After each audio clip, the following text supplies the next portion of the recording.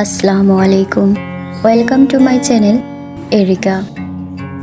আজ আমি তোমাদের জন্য নিয়ে এসেছি ঘরোয়া উপকরণে রেস্টুরেন্টের মতো পারফেক্ট মোরগ পোলাওয়ের রেসিপি।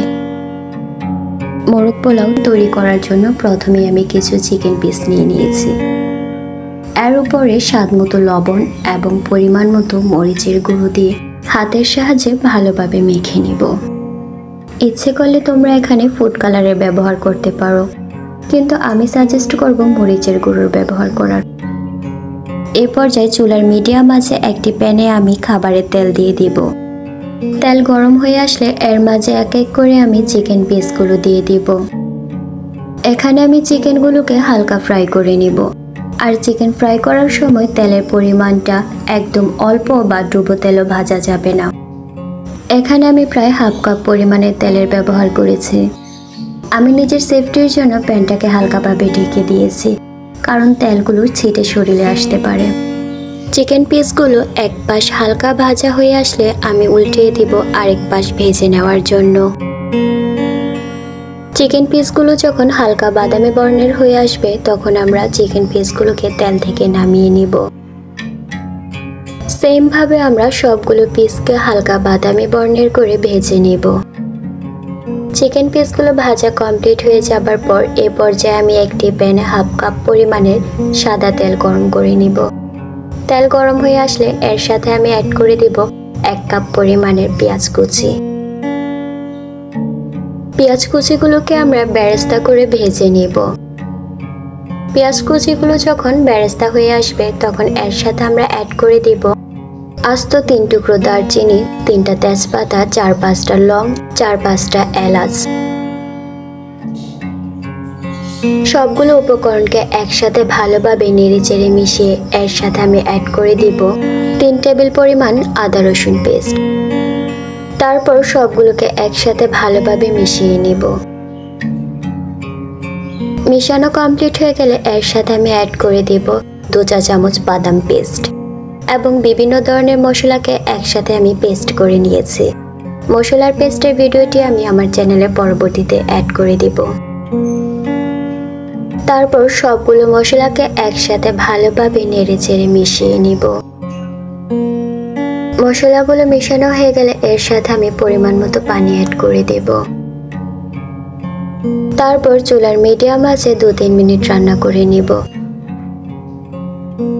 2-3 মিনিট পর এর সাথে আমি অ্যাড করে দিব পরিমাণ মতো লবণ, 1 চা চামচ মরিচের গুঁড়ো।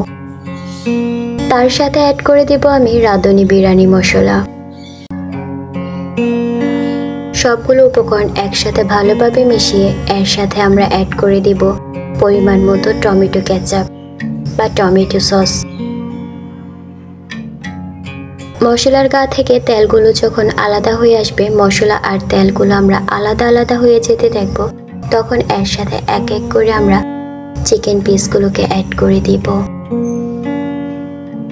মশলার সাথে সবগুলো চিকেন পিস দেওয়া হয়ে গেলে মশলা আর চিকেনগুলো একসাথে মিশিয়ে নিয়ে এর উপর দিয়ে আমরা অ্যাড করে দিব গুঁড়ো দুধ।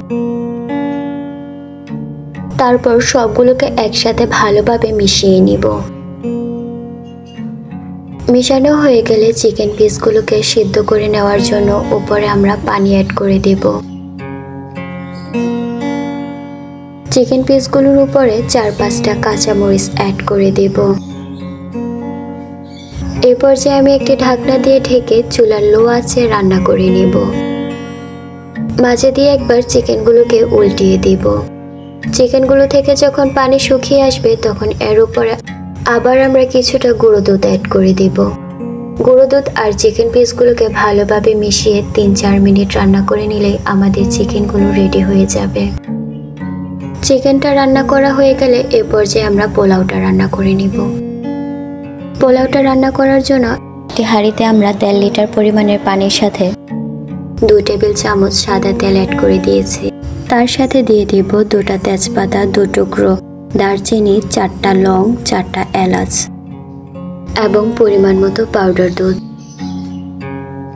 পানির সাথে পাউডার দুধ ভালোভাবে মিশানো হয়ে গেলে এর সাথে অ্যাড করে দিব হাফ চা চামচ পরিমাণের ঘি।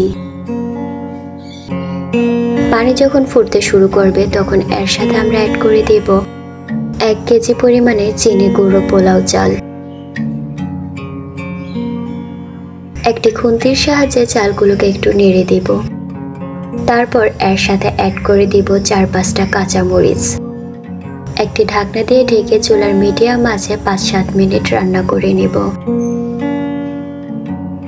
পানি শুকিয়ে যখন চালের সমপরিমাণ হয়ে আসবে তখন আমরা এটাকে একটি ঢাকনা দিয়ে ঢেকে দমে দিয়ে দিব। এ পর্যায়ে চুলার আঁচটি একদম লো থাকতে হবে। 10 মিনিট পর ঢাকনাটি খুলে দেব এবং পোলাওগুলোকে নেড়ে চেড়ে উপরেগুলো নিচে দিয়ে দেব এবং নিচেরগুলো উপরে নিয়ে আসব। এ পর্যায়ে চিকেন আর পোলাওগুলো একটি প্লেটে সাজিয়ে নিলেই তৈরি হয়ে যাবে আমাদের চিকেন পোলাও। এতটা সময় আমার পাশে থেকে পুরো ভিডিওটি দেখার জন্য তোমাদের সবাইকে অসংখ্য ধন্যবাদ।